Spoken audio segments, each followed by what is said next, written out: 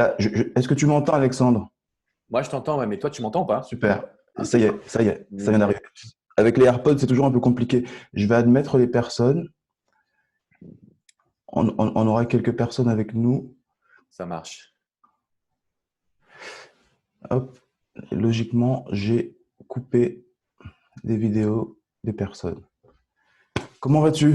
Bah écoute, ça va super. Et toi, comment tu vas? Super, au top. Merci Écoute, pour ta présence. bah écoute, avec plaisir. Ça me fait plaisir là, de faire cette petite vidéo avec toi là. Ça me fait vraiment plaisir. Comment ça se passe le moral de ton côté là avec le confinement? Écoute, il y a eu des ups, il y a eu des downs, Ouais, mais on va dire principalement, voilà, j'arrive quand même à maintenir vraiment, on va dire, une vitesse de croisière. Et donc ça va, ça va. ok, cool.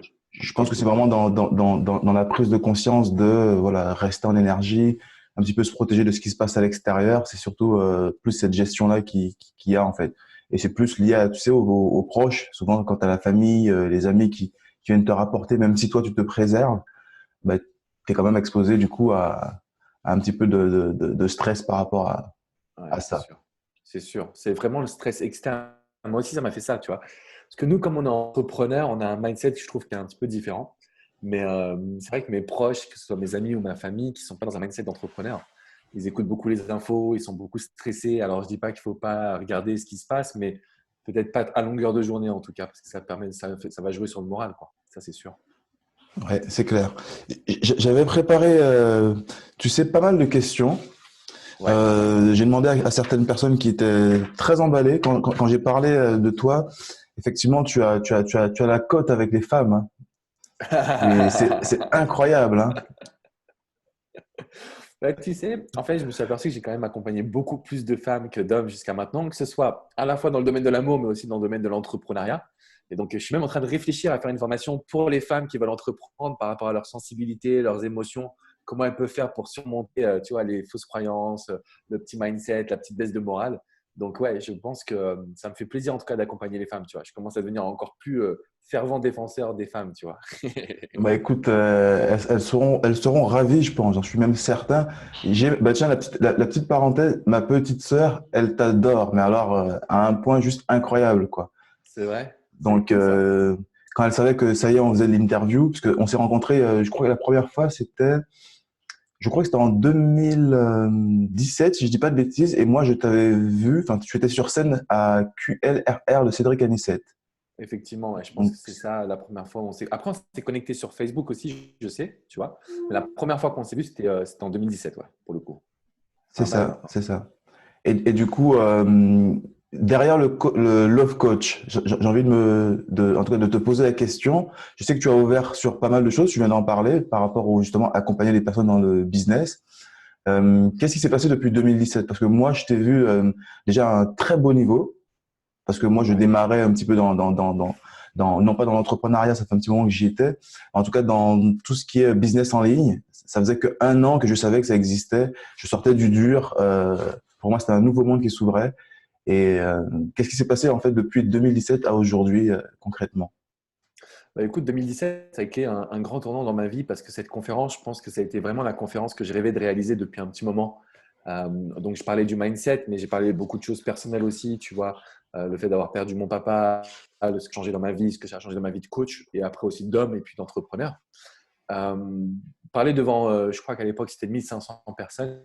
Ça m'a aussi, parce que j'étais, plus grosse conférence, c'était juste avant 250 personnes. Donc, il y a eu quand même un énorme gap qui a été réalisé, tu vois, à ce moment-là. Et en fait, ça a fait sauter des fausses croyances sur le fait qu'on ne peut pas faire ce qu'on veut, qu'on ne peut pas réaliser ce qu'on veut, etc. Et j'ai pris conscience, en fait, qu'on a vraiment la capacité d'inspirer une personne quelle que soit notre histoire. On n'a pas besoin d'être Tony Robbins, Bill Gates ou je sais pas, Warren Buffett pour pouvoir commencer à inspirer des personnes. En fait, on peut à notre petite échelle, entre guillemets, inspirer des personnes. Et donc, du coup, quand j'ai pris conscience de ça, je me suis dit, OK, Alex, en fait, il faut que tu puisses te concentrer sur ta personne. Donc, 2017, en fait, ça a été une belle année pour moi parce que ça a été une année où vraiment on avait mis beaucoup de boost au niveau des USA, pour le coup. Donc, il faut savoir que moi, j'ai 2 cabinets de coaching. J'en ai un à Paris, un aux États-Unis.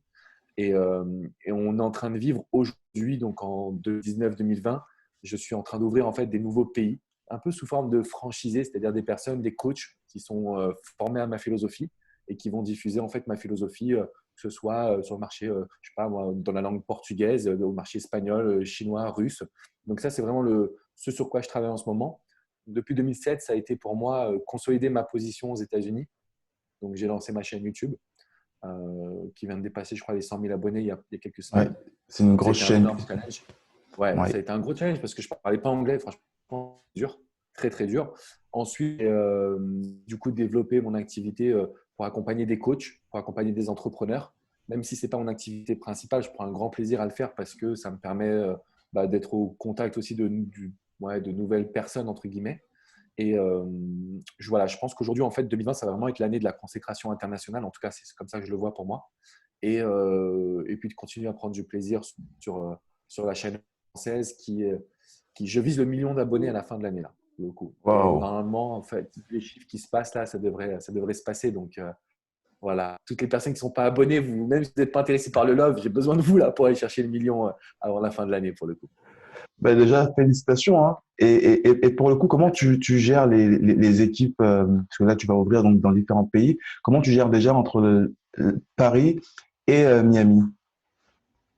Alors, ce qui se passe, j'ai deux équipes distinctes. J'en ai une en France, une aux États-Unis. Donc, en France, gérée par une personne qui est un peu mon chef de projet, on va dire. Gère les équipes, même si mes équipes se gèrent quand même aussi toutes seules, hein. C'est des personnes qui sont indépendantes dans le sens où elles travaillent bien, elles sont motivées. Donc, on a juste une personne qui est un peu mon bras droit, mon relais sur le cabinet français.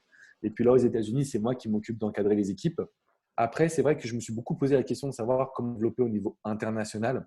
Donc, j'ai le choix pour le coup de recentrer un cabinet à Miami, donc d'avoir des personnes qui ont la double culture, soit américano-russe par exemple, soit franco-chinoise. Et en fait, du coup, des personnes qui vivent à Miami, que je peux voir et avec qui je peux travailler au quotidien. Donc, en fait, on a créé un cabinet ici aux États-Unis qui a pour but de vraiment se développer et de grossir. Après, voilà, j'hésitais à le faire en télétravail, c'est d'avoir des cabinets dans chaque, par exemple, d'en avoir un au Portugal ou au Brésil, d'en avoir un en Espagne. Mais pour moi, ça aurait été trop compliqué à gérer cette équipe. Il n'y aurait pas eu cette émulation que je recherchais. Donc là, pour le coup, j'ai diffusé les deux et je pense que je vais rester comme ça pour l'instant, pour le coup. Ok, ok. J'ai une question du coup qui me vient très précise. C'est comment justement, avec ce qui se passe en ce moment, tu arrives à gérer tes équipes? Émotionnellement, comment tu arrives à fédérer justement le tout? C'est une bonne question en fait, si tu veux. Je pense que nous, on s'est vraiment. Déjà, j'ai lâché du lest, pour être honnête, parce que je suis très souvent en contact avec mes équipes. Je ne sais pas que je leur mets la pression, parce que ce n'est pas du tout mon objectif, mais c'est vrai que je suis très souvent avec eux. Je leur pose des questions. Je suis très. Tu sais, moi, j'ai des idées. Je suis un peu comme toi, je pense. C'est-à-dire que quand on est entrepreneur, on a plein d'idées à la minute. Et là, tu vois, tout à l'heure, je parlais avec une personne de mon équipe qui me dit Alex, non, je ne veux pas savoir, j'ai déjà trop de boulot, c'est bon. Genre, voilà, c'est juste des idées de. Voilà, j'ai pas mal d'idées qui arrivent et qui se connectent. Donc, j'ai lâché du lest pour le coup. Je les laisse vraiment. En fonction de leur niveau émotionnel, je les laisse vraiment gérer les missions et les tâches qu'ils ont. Donc, je n'aurais pas mis trop de pression pour être honnête. Après, je les appelle, je leur parle, je prends des nouvelles de leur famille aussi. J'ai été porté beaucoup sur le côté santé et puis émotion. Et Hmm. après, je ne te cache pas qu'on a vécu une période de… Pendant les 10 premiers jours de l'annonce du confinement, ça a été très calme sur Internet, sur ma chaîne YouTube par rapport à tout ce qui se passait. Et là, depuis, donc on va dire depuis début avril, ça commence à recarburer. On a encore plus d'abonnés, encore plus de vues, encore plus de personnes également qui nous font confiance. Donc, ça demande une gestion. Et je pense que les personnes, en fait, on n'a pas trop le temps de penser de ce qui se passe à l'extérieur et c'est ça aussi qui les aide. Donc, moi, je leur laisse du lest, mais bon, elles sont autonomes et elles savent que on est dans une période qui est difficile et qu'il faut qu'on réponde à un maximum de personnes, quoi, pour le coup. Ouais, bah, justement, ce qui ressort, c'est que avec le confinement, il y a beaucoup plus de personnes qui ont le temps et donc qui sont sur Internet. Donc, il y a peut-être une corrélation entre justement leur présence sur Internet et le fait que ta chaîne est en train d'augmenter, en tout cas conséquemment. Ouais, c'est sûr. Et je ne sais pas si toi, tu le vois aussi dans le côté business, pour le coup. Peut-être qu'il y a plus de personnes qui vont vouloir se lancer parce que moi, je trouve qu'il y a eu un changement. Tu vois, aujourd'hui, cette crise, elle est sanitaire, mais pas que. Elle est aussi identitaire dans le sens où on se rend compte qu'on a vécu pour un patron et que, tu vois, tu as été entrepreneur dans le dur. Aujourd'hui, tu passes sur le web.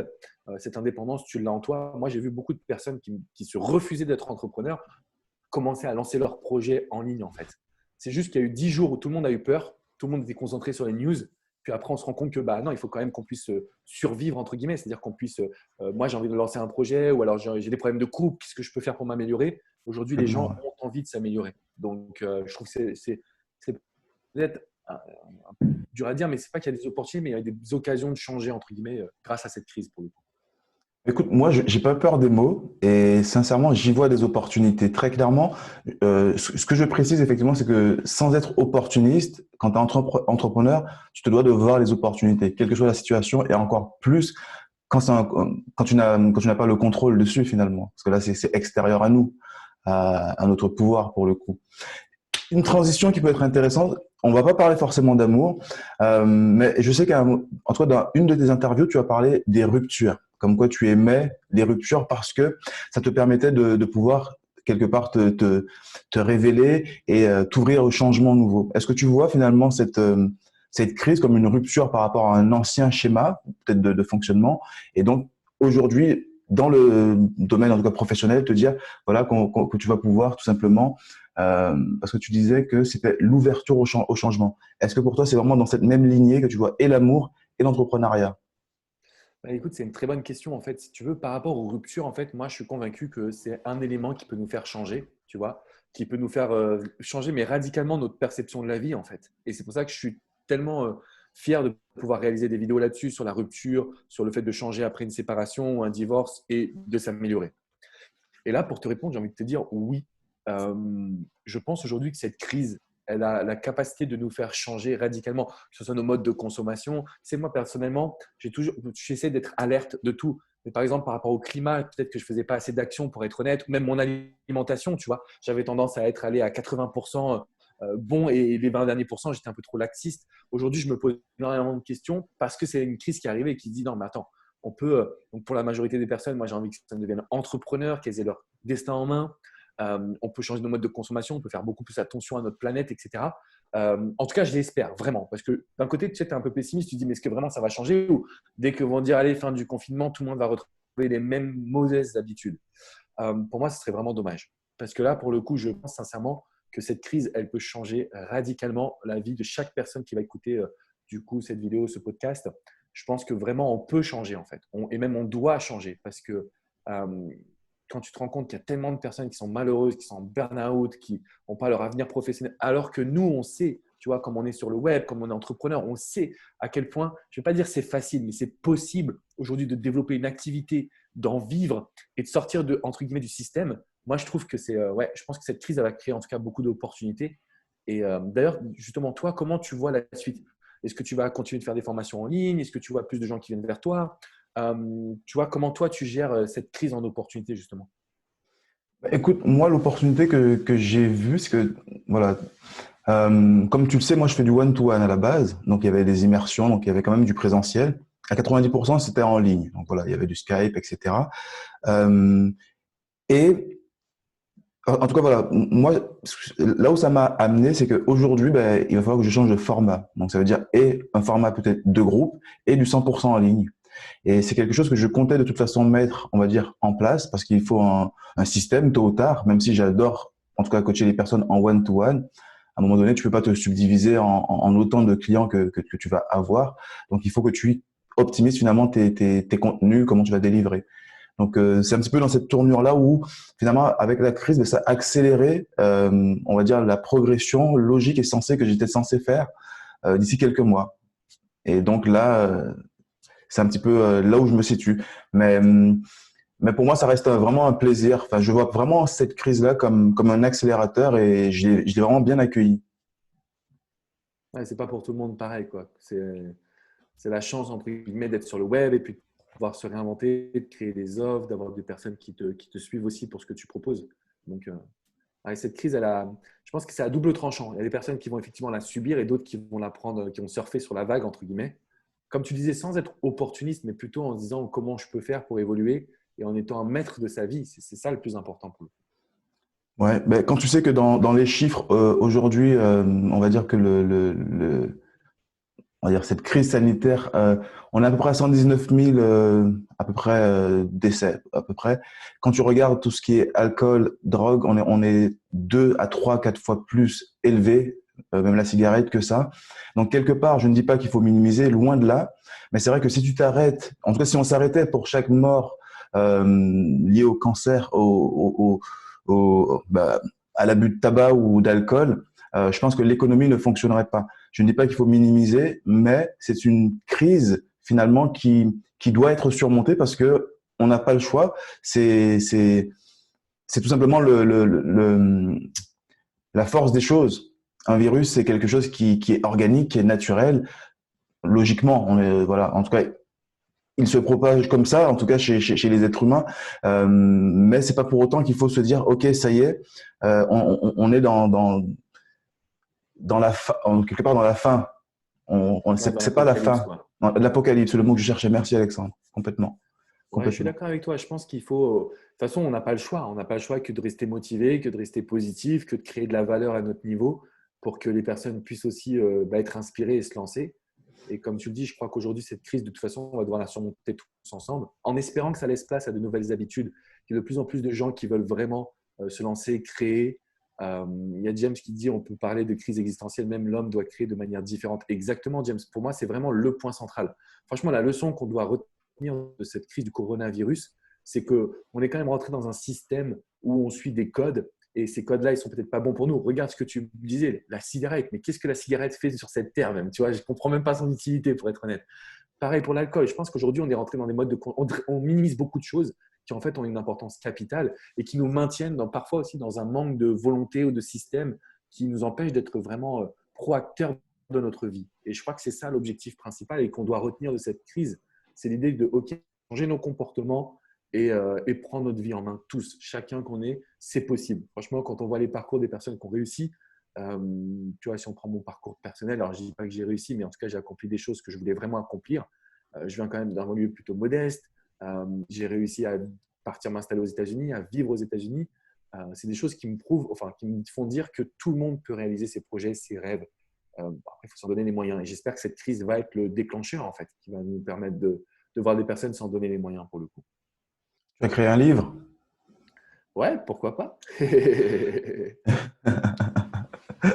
Est-ce que justement tu as déjà écrit? Alors, j'ai écrit plusieurs bouquins, ouais. Je crois que j'ai écrit 6 bouquins en tout. Euh, j'ai écrit 6 bouquins, là, je suis sur l'écriture de mon septième pour le coup. Ok. Est-ce que tu vas y inclure finalement les circonstances actuelles, la crise, ou c'est un autre sujet? Écoute, je sais pas. J'y avais pas pensé, mais là, vu que tu me poses la question, c'est une bonne question en fait.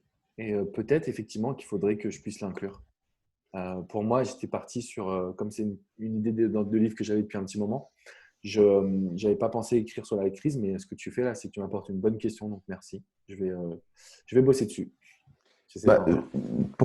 en tout cas, pourquoi je te l'amène? Parce que j'imagine que depuis le temps, tu as dû faire preuve de résilience et que cette crise n'en est qu'une de plus, même si son ampleur est beaucoup plus monumentale, en tout cas. Mais c'est comment se relever. Si tu avais un conseil à donner à quelqu'un qui démarre et qui a peur justement des crises, euh, voilà, des Bah, épreuves. tu vois, je pense qu'aujourd'hui, on vit tous des crises et des épreuves. Et moi, ce que j'ai appris avec mon métier, c'est que vraiment, on a tous des crises et des épreuves différentes. Parfois, c'est personnel, parfois, c'est professionnel, parfois, c'est émotionnel. Ce qui se passe, en fait, c'est que quand on regarde bien, on les a toujours traversées.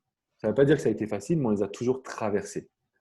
Et toutes les personnes qui vont hésiter, en réalité, c'est parce qu'il y a quelque chose qui les retient. Ça peut être le regard des autres, ça peut être la peur de réussir comme la peur de ne pas réussir. Il y a plein de projections mentales qu'on va réaliser, mais quand on se rend compte juste des faits, c'est-à-dire si on prend les faits de notre vie, les challenges et ce qu'on a fait, bah en fait, on se rend compte qu'on est toujours là vivant, qu'on a toujours réussi à surmonter ces challenges, qu'on a trouvé les ressources intérieures. Donc, en fait, pour moi, les personnes qui doutent, ce sont des personnes qui ont projeté une image négative, soit de l'entrepreneuriat, soit de leur projet, soit X ou Y, même de leur réussite plus ou moins, en disant oui, mais si je réussis, je vais me couper de ma famille, ma famille ne va pas comprendre. Je pense qu'aujourd'hui, il ne faut pas commencer avec des projections, il faut commencer avec des actions. Et je dirais que vraiment, cette méthode de l'escalier ou des petits pas, peu importe comment on l'appelle, c'est-à-dire de faire vraiment une action jour après jour, elle nous amène à un épanouissement grandiose derrière.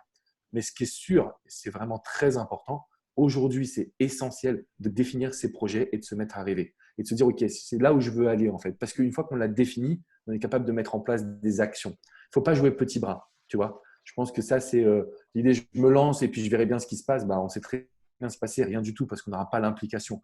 Par contre, dire je me lance, j'y vais à fond et je vois ce qui se passe dans 6 mois, je trouve que c'est un bon mindset. Et d'ailleurs, je me faisais la réflexion parce que j'ai fait pas mal j'ai pas mal répondu à des interviews, même aux États-Unis. Et il y a un gars Ouais, qui me dit, en fait, moi, ce que j'ai fait, c'est que j'ai dit à mes parents que voilà, qu'ils me laissent un an pour pouvoir en vivre. Et si j'en vivais pas dans un an, bah, je rentrais dans le système. Et c'est aussi, en fait, ça m'a beaucoup, c'est aussi ce qui s'est passé pour moi. C'est que j'ai dû dire, OK, bah, vous savez quoi, je vais pas prendre ce CDI, je bosse à fond et on voit ce qui se passe dans un an. Et en fait, je pense que c'est important de se laisser deadline. Laissez-vous un an, mais vous y allez à fond. Puis si dans un an, ça marche pas, soit vous aurez appris des choses et vous aurez de nouveaux projets professionnels, soit ça marchera, soit il y aura toujours, vous retomberez sur vos pattes, entre guillemets. Donc voilà, un petit complètement, conseil là-dessus. complètement, Je pense que tu es complètement. d'accord là-dessus, non? Je suis complètement d'accord là-dessus.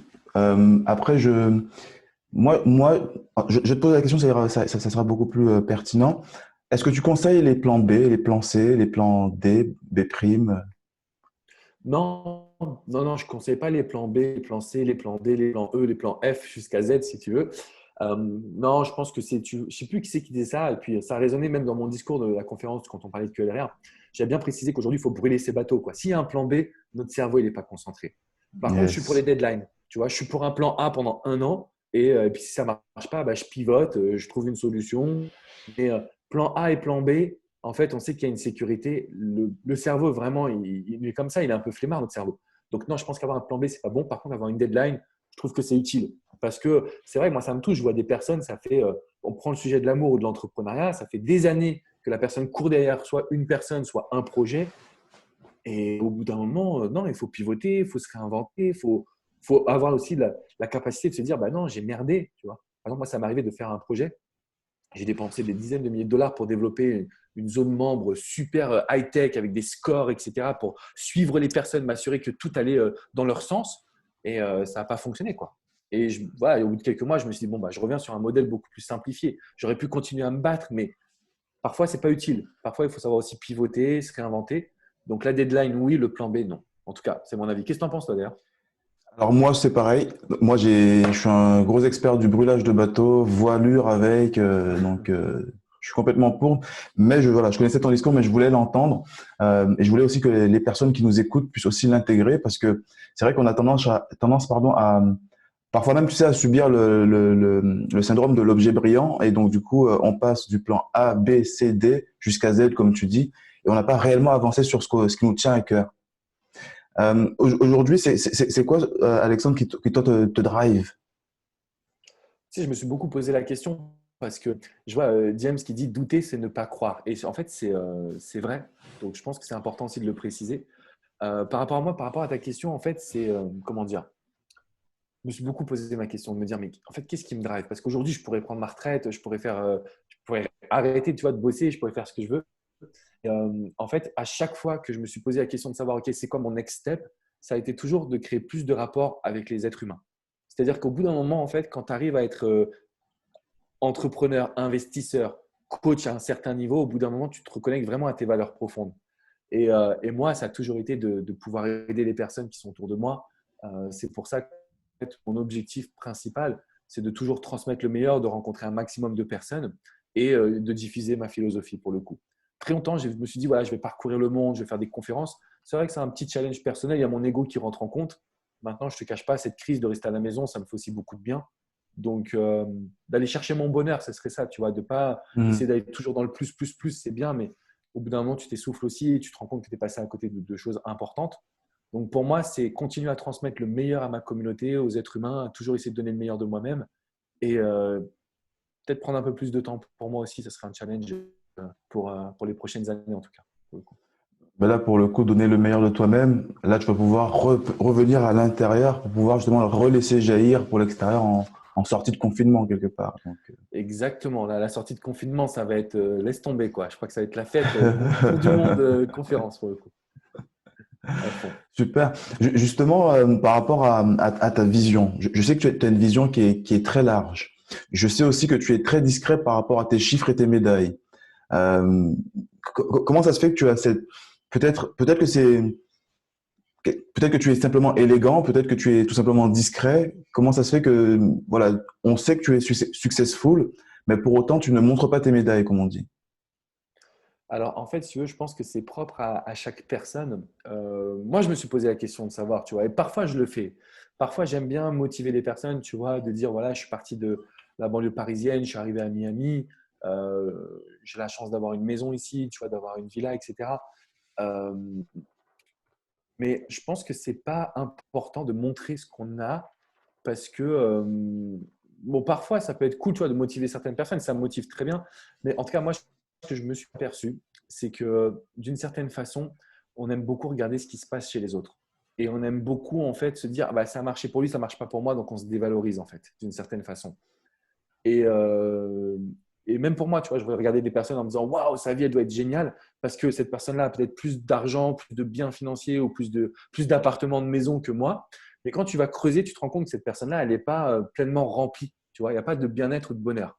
Mm. Et donc, du coup, moi, je me suis dit, la meilleure médaille que je peux montrer, c'est en fait cet équilibre que je trouve, en tout cas que je pense avoir trouvé, entre voilà, ma vie perso, mon boulot, les finances, donc l'indépendance financière, la liberté, mais aussi le fait que je reste un fils, je prends soin de ma maman. En fait, j'ai pas changé. Tu vois, j'ai les mêmes potes, j'ai la même famille, j'ai ouais, j'ai peut-être une plus belle voiture et une plus belle maison, mais ça, en fait, ça m'a pas apporté plus de bonheur pour le coup. Ce qui est cool, c'est voilà, je peux recevoir toute ma famille quand ils viennent. Ça, c'est cool. Mais je reste vraiment le même Alex. Et donc, la meilleure des médailles pour moi, c'est de montrer aux gens que, en fait, on ne le fait pas que pour avoir des médailles, on le fait pour soi, en fait, d'aller chercher sa vie, sa liberté personnelle. Je trouve que c'est ça D'accord. l'entrepreneuriat, en tout cas, pour moi. En tout cas, en fait, tu te places plutôt plus sujet à inspiration que sujet à comparaison. J'espère en tout cas, franchement, j'espère. Parce que inspirer, ouais, franchement, ça me fait rêver. Me dire que j'ai inspiré des personnes tu vois, à se reconstruire après une séparation. Ce matin, j'ai eu un message d'une personne qui me dit j'ai fait une tentative de suicide, mais tes vidéos, elles me sauvent la vie. Tu vois, ça, c'est voilà, moi, j'ai fait mon job. Là, je suis vraiment, comme je veux inspirer des jeunes et des moins jeunes qui ont envie de se lancer, qui ont envie de se dire, OK, je peux être mon propre patron. Ça a tellement changé ma vie d'être entrepreneur que moi, je prône ça à 2000%. Après, De la Viry à comparaison, tu dis, Miami. ouais, ben ouais, par exemple, tu vois, de Viry-Châtillon à Miami, c'est un truc quand même assez fou, finalement, quand on y repense. Et du coup, si je me dis que je peux avoir inspiré, oui. Après, si les gens veulent se comparer à moi, là, pour le coup, je me dirais, bah, j'ai un peu merdé dans mon discours. Peut-être que je n'ai pas été assez authentique ou assez puissant, ouais, assez puissant pour le coup. Parce que la comparaison, ça amène toujours à des frustrations. Et ça, parfois, ça peut être un bon modèle de se dire, OK, tiens, je vais faire mieux que lui. Moi, j'aime bien ça. Je suis un peu compétiteur. Tu vois, je viens du milieu du basketball. Au départ, Ouais, je pense que c'est bien de pouvoir, mais après, ouais. Après, ça dépend de chaque personne. Je dirais, s'il y en a qui aiment bien la comparaison, pourquoi pas. Mais en tout cas, pour moi, c'est l'inspiration que je veux transmettre.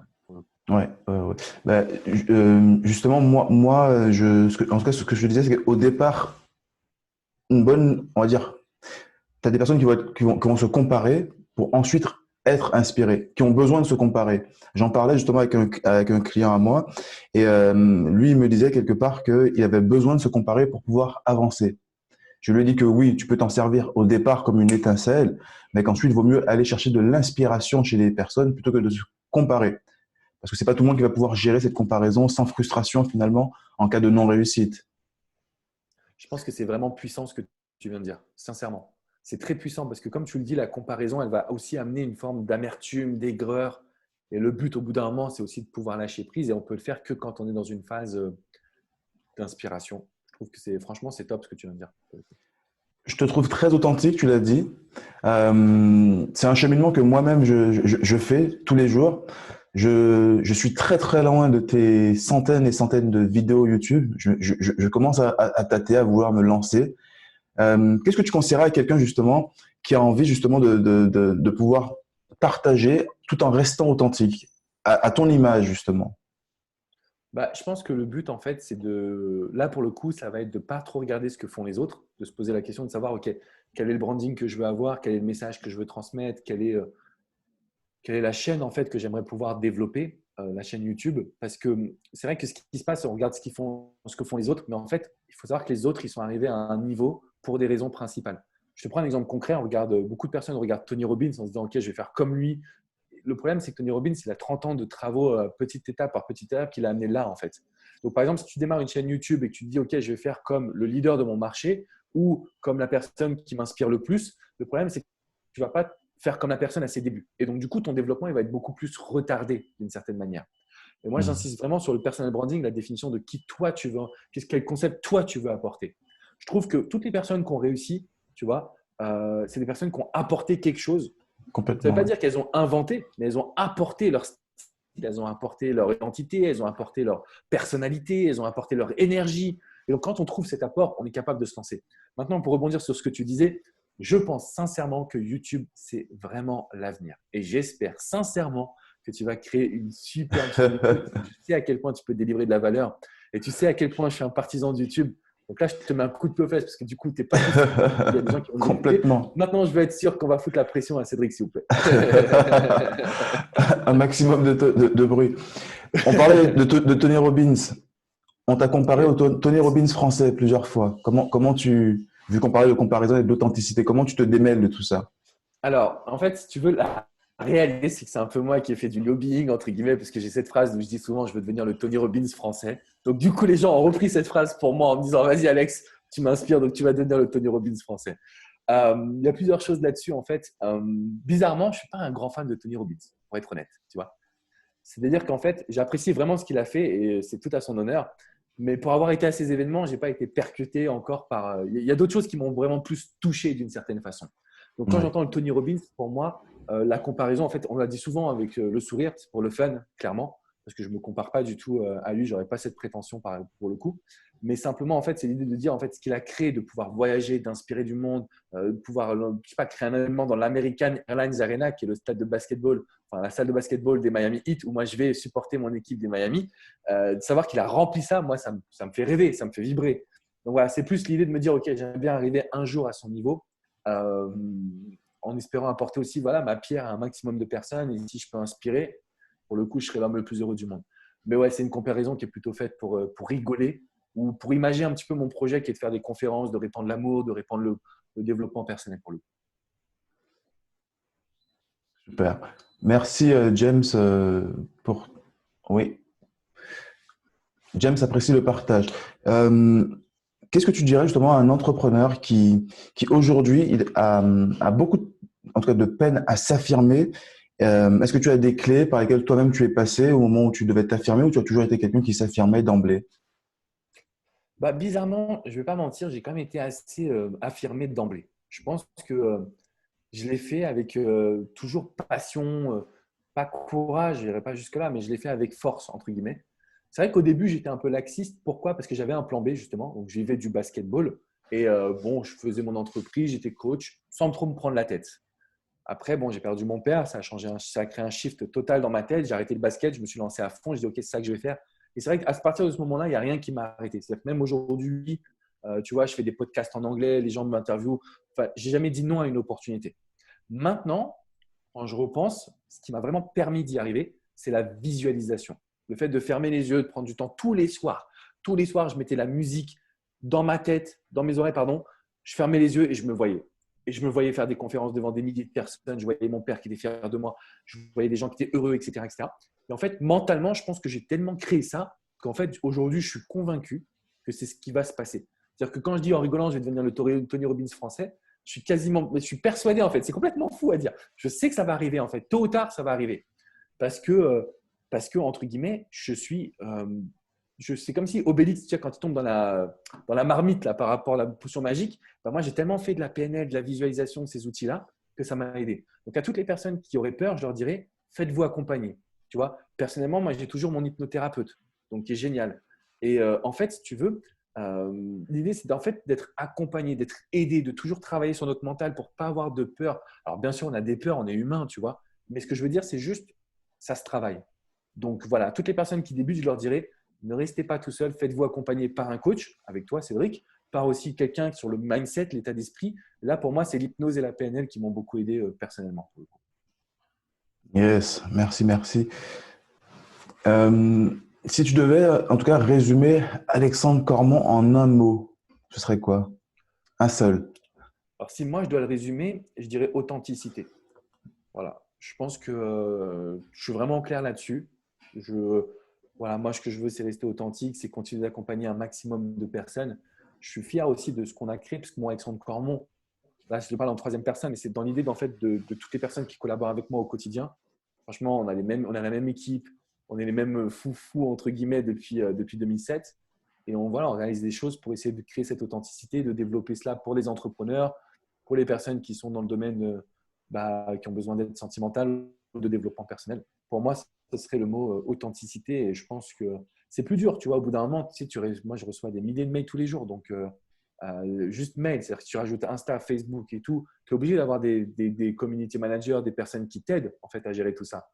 Donc, c'est la difficulté entre, OK, continuer de grandir et garder, pas son authenticité, parce que je reste le même, mais garder en fait un niveau de proximité avec les gens. Ça paye. C'est un des challenges, tu vois, sur lesquels je dois bosser encore aujourd'hui, quoi, pour le coup. Ok.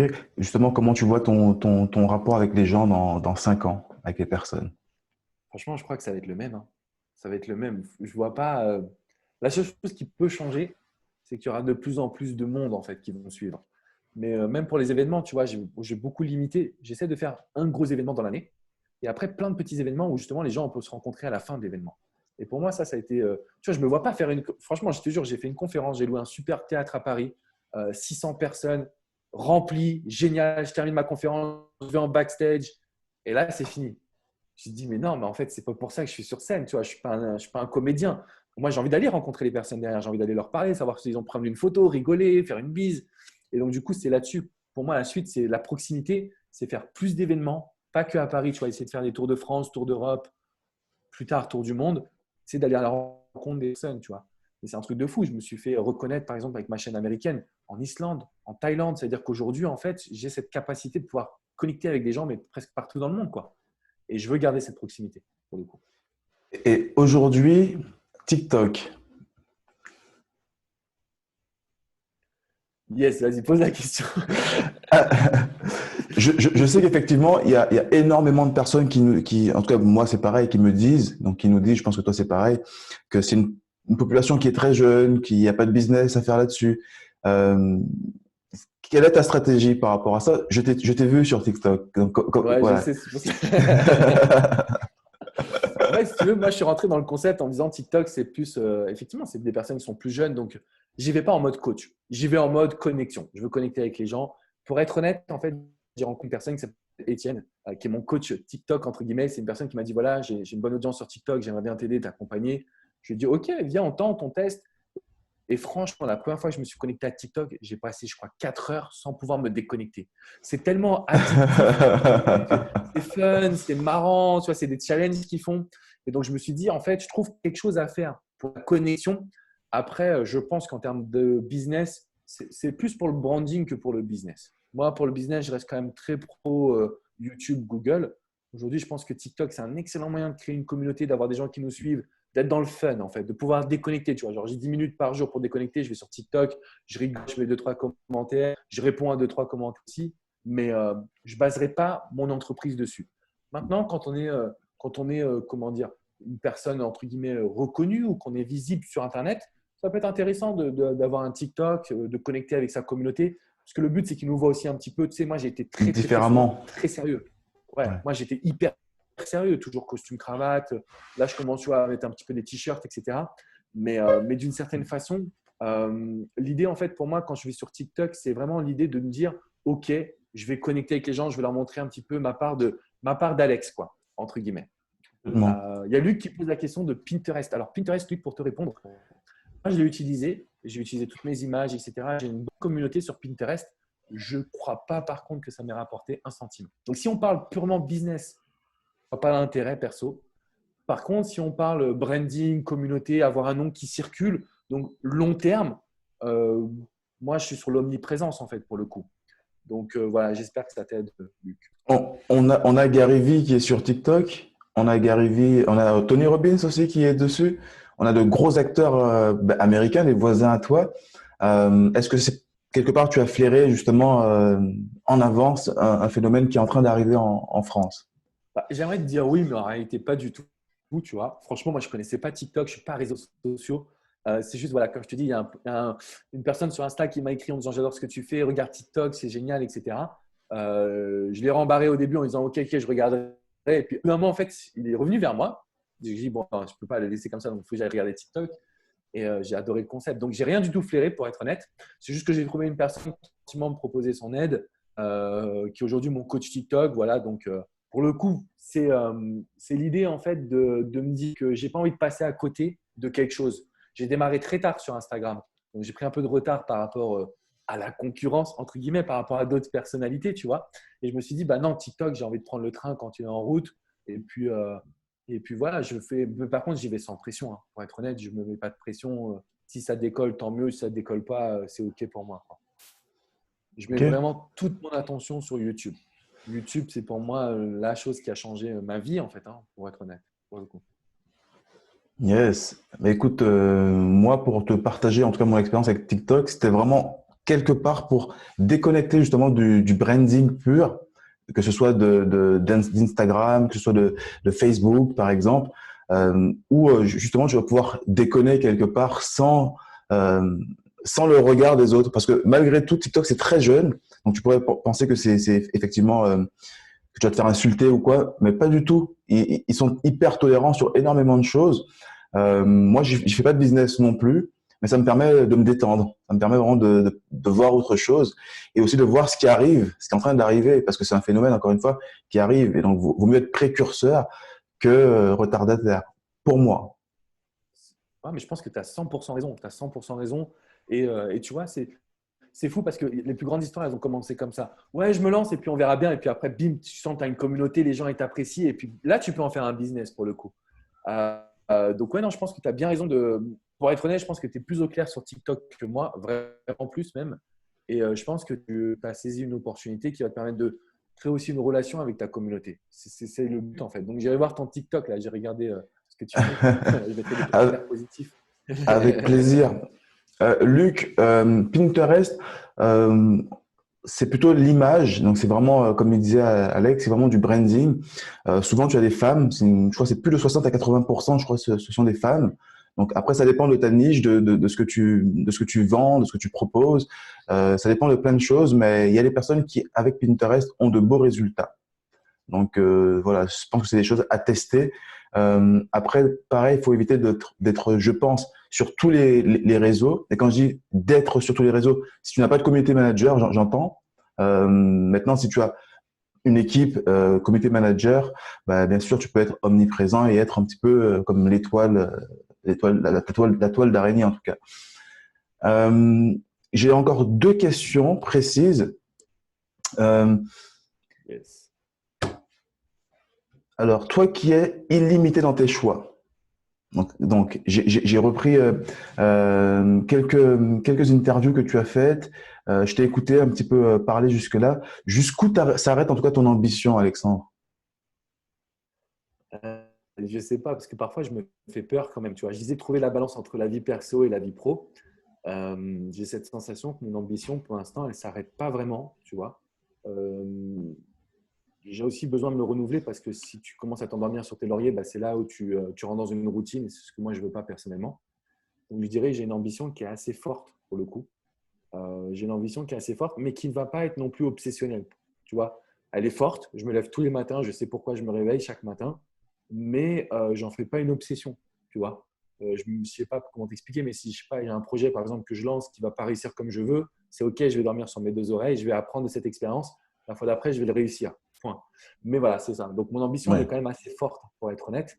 Je pense que j'ai cette capacité entre guillemets. J'en parlais avec mes équipes d'être toujours dans le passage à l'action. Vraiment, c'est 365 jours sur 365, quoi. Il n'y a pas de répit avec moi, entre guillemets. Et donc, même moi, je me fatigue moi-même, tu vois. Mais non, j'ai de l'ambition. Mais une ambition, je pense, saine, pour le coup. ouais. Écoute, merci pour ton partage. Euh, Merci. super, Luc, avec grand plaisir, avec grand plaisir. La dernière question.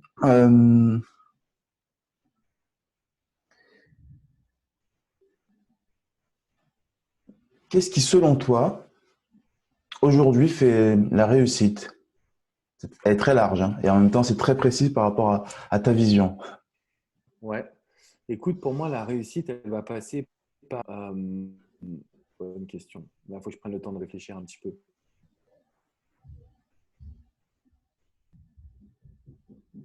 Parce que déjà, la réussite, elle passe par le mindset. Ça, forcément, j'en ai souvent parlé. Je trouve qu'il faut avoir un mindset déterminé, son pourquoi, sa vision. Donc, la notion de visualisation dont je parlais tout à l'heure est assez importante. Ensuite, la réussite, elle va passer par le passage à l'action. Je vois beaucoup d'entrepreneurs qui, malheureusement, hésitent, ont peur, ont des doutes, pensent qu'ils peuvent faire aussi par eux-mêmes. Alors, je ne dis pas que vous ne pouvez pas faire par vous-même, mais parfois, c'est bien de prendre un raccourci, notamment avec un coach, par exemple. Donc, le passage à l'action, la vision, le mindset. Et le dernier point, je pense, le secret de la réussite, c'est de rester authentique. Parce que la réussite, ça ne veut pas dire avoir une plus belle voiture ou une plus belle maison. Complètement. Bon, c'est toujours bien, hein. C'est bien d'avoir une belle voiture. Tu vois, moi, je suis très content d'avoir. Je ne suis pas très voiture, mais je suis très content d'avoir une nouvelle voiture là. Et, euh, et pour le coup, en fait, c'est cool. Mais la réussite, elle va passer par le fait que bon, on soit heureux, tout simplement. Et être épanoui, être heureux, ça ne va pas forcément dire les biens matériels, même si c'est facile à dire pour moi aujourd'hui, quand même, pas me mentir. Mais je pense que c'est vrai, en fait. C'est vraiment les valeurs qu'on va développer, l'entourage qu'on va développer, le temps qu'on va passer avec les gens qu'on aime et le temps qu'on va passer dans les projets qu'on aime. Voilà. Pour moi, c'est ça la réussite, pour le coup. Tu es toi-même mentoré ou coaché justement pour ton business? Pour être honnête avec toi, je ne suis pas mentoré, coaché dans mon business pour une seule et unique raison. Je vais t'expliquer. J'ai eu beaucoup de désillusions à ce niveau-là. En fait, moi, j'ai eu beaucoup de coachs. J'ai fait partie de mastermind en France comme aux États-Unis. Et d'ailleurs, aux États-Unis, c'était vraiment pourri pour le coup. Et pourtant, c'est des mastermind très, très haut de gamme. C'est pourri parce que tu crées pas, il y a pas d'évolution personnelle. Par contre, voilà, j'ai fait tu vois, une formation en public speaking, donc l'art d'être bon sur scène. J'ai fait une formation PNL avec Richard Bandler, le cofondateur. Là, je voulais faire un workshop, malheureusement, avec le virus, ça a été annulé, mais avec Robert Cialdini, tu vois, en tout cas ses Oui, équipes, par rapport aux compréhensions de l'être humain. Donc, en fait, moi, je suis mentoré personnellement. En fait, j'investis sur moi, ça rejaillit sur mon business. Mais à chaque fois que j'ai investi dans le business, en fait, j'ai cherché la solution à l'extérieur. En plus, c'est complètement bête. C'est ce que je dis aux gens de ne pas faire. Tu vois, ne cherchez pas votre bonheur dans les bras d'une autre personne. Voilà, c'est la même chose. Tu vas chercher. Ça ne veut pas dire qu'il ne faut pas avoir un mentor business. Ça veut dire qu'en tout cas, le mentor, il doit aussi vous accompagner sur vous en tant que personne. Parce que si on se dit, bah, lui, il va me faire passer un cap, il ne va pas vous faire passer un cap au niveau business, il va vous faire passer un cap sur vous en tant que personne. Bon, ça, c'est ma vision complètement. personnelle, hein, Complètement. ça se Ben, débat. c'est complètement ça. Il faut accepter Voilà. la transformation de toute façon. Exactement. Donc voilà, moi, je n'ai pas un gars qui me dit tu fais ci, tu fais ça dans ton business. J'ai un gars qui me dit voilà comment le cerveau fonctionne, voilà pourquoi tu as fait telle erreur, voilà, bah, tu manges mal. Tu vois, j'ai un coach sportif, j'ai des mentors dans tous les domaines, mais sur moi personnellement. Et parce qu'à chaque fois que j'ai eu des coachs business, je me reposais trop sur eux et pas business. À chaque fois que j'ai eu des personnes, je me disais tiens, c'est lui qui va me développer mon entreprise. Bah non, l'entreprise, elle dépend de moi en fait. Mm. C'est ça que j'ai réagi pour le coup. Je ne sais pas ce que tu en penses, toi, du coup. Ouais, complètement, complètement. Je pense que c'est comment finalement déployer son énergie propre à soi, intrinsèque déjà, parce que si tu remets finalement ton pouvoir dans les mains d'un autre, bah, tu te déresponsabilises. Donc peut-être que c'est ce que tu as ressenti à ce moment-là, que tu t'es pas, en tout cas, assez responsable. Ouais. Euh, je sais pas. Qu'est-ce que tu as ressenti Et puis, justement tu à es ce en attente moment-là? aussi. Tu vois, moi, je me suis dit, ouais, ouais, j'ai payé un mastermind plus de 30 000 $, puis tu dois payer le déplacement et puis l'hôtel 5 étoiles et puis blablabla. Donc, En tu arrives attente, là-bas, ouais. tu as des attentes. Tu te dis, ouais, qu'est-ce que Mm. je vais apprendre? Qu'est-ce que je vais apprendre? Et là, tu ressors, tu n'as rien appris. Alors, c'est cool, tu as déjeuné avec des gars qui sont à ton niveau, etc., même plus élevés. Ok, c'est bien, tu vois. Mais ça, je peux le faire à Miami. Je n'ai pas besoin de prendre l'avion, tu vois. Et donc, ce qui se passe, en fait, c'est ça. C'est que moi, j'arrivais avec des attentes, comme si j'allais voir le Messi, quoi. Non, en réalité, ça ne prenait rien de spécial. Mon business, il va très bien, il tourne très bien. Par contre, à chaque fois que j'ai été une formation de développement personnel, je me disais, tiens, je vais apprendre un petit truc. Ah, par contre, je ressortais, j'étais un nouvel homme. J'avais vraiment appris des choses profondes. Donc, je dirais qu'il ne faut pas trop se mettre en attente, entre guillemets, d'un résultat business. Il faut aussi viser la transformation personnelle et puis la création de quelque chose de stable, quoi, de vraiment un business durable. Je pense que c'est important aussi. Donc pour toi, le challenge de dépasser finalement certains niveaux dans ton business passe d'abord par toi. Bah oui, oui, franchement, oui. Je me suis aperçu que à chaque fois que j'ai dépassé des niveaux, c'est parce que j'avais. Alors, bien sûr, il y a des actions marketing, hein, on lit des bouquins, Oui, on regarde des conférences, on va à des événements. Mais d'avoir un mentorat purement business, moi, j'ai arrêté. Je n'ai pas trouvé l'intérêt. Après, c'est personnel, hein, ça ne veut pas dire que ça ne marche pas pour tout le monde. Il y en a plein qui ont des coachs et ça fonctionne très bien pour eux. Mais je dirais juste que le coach, pour moi, il faut qu'il soit. C'est pas lui qui va donner la. Enfin, il peut donner des solutions business, mais il va surtout vous faire vivre une transformation. Et ça, pour moi, c'est coup double, quoi. C'est strike, comme au bowling, quoi. C'est un truc de fou. comme tu dis, c'est action parce que le travail finalement, il incombe à l'accompagner justement de le faire. Ouais. La transformation, elle se fait encore une fois à l'intérieur. Et quand tu as de grosses attentes mais pas d'action, ben, malheureusement, ben, il n'y a pas de résultat. Et donc voilà, pour ceux qui regardent en tout cas ce contenu, si vous devez vous faire accompagner, si vous, que ce soit en amour, en sport, en business, ça vient de vous, ça vient du mouvement que vous allez mettre en place, oui, du mouvement que vous allez mettre en place. Et c'est ça qui va donner peut-être une inertie et donc finalement un changement. Ne pas attendre que d'un coup de baguette magique, effectivement, bah, les choses puissent changer.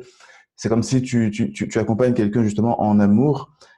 Si lui ne fait pas l'effort peut-être vestimentaire ou de communication avec son ou sa partenaire, malheureusement, toi, tu pourras pas y faire grand-chose. Ouais, exactement. Non, je suis d'accord avec toi. Ouais. Transformation et l'énergie doivent venir de l'intérieur. C'est très important. Si tu avais un mot pour la fin, quel serait-il? Bah, merci déjà merci d'avoir pensé à moi. Je sais que toi aussi, là, tu es bien busy avec tes activités. Donc, merci. Franchement, j'ai passé un super moment. Ensuite, ce que je voudrais dire également, c'est que franchement, c'est le moment. C'est le moment, les amis, de vous lancer. C'est le C'est moment de le mettre. moment. C'est le Ouais, moment, oui. c'est le moment. Franchement, c'est le moment. Je pense qu'aujourd'hui, il ne faut plus tergiverser. Euh, on a en France en plus de bons coachs, de bons entrepreneurs. Donc, il n'y a pas de raison en réalité. Il n'y a pas de raison de rester à tergiverser ou à patienter ou à hésiter. Je pense que c'est vraiment le moment. Et si vous avez besoin de vous faire accompagner, c'est un investissement. J'aime bien cette terme-là, tu vois. On me dit par exemple, Alex, ouais, tu peux. Souvent, on entend ça, tu coûtes cher ou tu peux pas. Et c'est vrai que mon coaching à moi, pour le coup, il est assez excessif aussi parce que bah, j'ai beaucoup de monde. Mais en gros, c'est un investissement. C'est-à-dire que dans le business, en général, on essaie de retrouver notre investissement. Et donc, du coup, le voir comme une volonté de grandir. Ce n'est pas juste on perd de l'argent, quoi. Il y a une notion Absolument. d'investissement sur soi dans le business. Donc, voilà, je voulais juste le préciser parce que ça peut faire peur à certaines personnes. Vous n'êtes pas obligé de vous lancer, comment dire, tête baissée. Hein. Vous pouvez travailler sur votre projet et puis y aller. En tout cas, aujourd'hui, je le sais, c'est le meilleur moment de se lancer sur Internet pour développer son chiffre d'affaires. Quand je vois tout ce qui se passe aujourd'hui avec le coronavirus, la concurrence va arriver. Et donc, du coup, Ah, je oui. pense qu'aujourd'hui, il y a besoin de se lancer assez rapidement. Et c'est le moment de réellement faire un vrai pari sur soi. Donc, c'est Ouais, le moment de parier sur soi, pas sur autre chose, pas sur en tout cas quelque chose qui vient de l'externe, mais encore une fois sur soi. Je reviens beaucoup à l'interne. Euh, pour moi, c'est vraiment la chose la plus importante. Tant que tu n'as pas shifté dans ton mindset, dans tes cellules, tu auras beau mettre des actions en place, si ça ne fait pas sens, ça sera éphémère ou alors ça ne marchera pas. Donc, ça marchera un temps ou pas du tout. Donc voilà pour le mot de la fin. Est-ce que est-ce que vous avez des questions peut-être? On a 6 minutes. Je vais pas te retenir beaucoup plus. À 21 heures, je sais qu'on doit s'arrêter. Merci James. je suis désolé. Ouais, franchement, c'était cool, là, James, Luc, et les personnes qui vont pouvoir suivre aussi ça. Tu vas le mettre sur la chaîne YouTube ou pas? Tu crées ta chaîne YouTube ou pas? Prenons 5 Je minutes vais. là pour. Oui, oui, oui, oui. On va prendre 5 minutes avec grand plaisir. Je vais arrêter l'enregistrement. On va dire.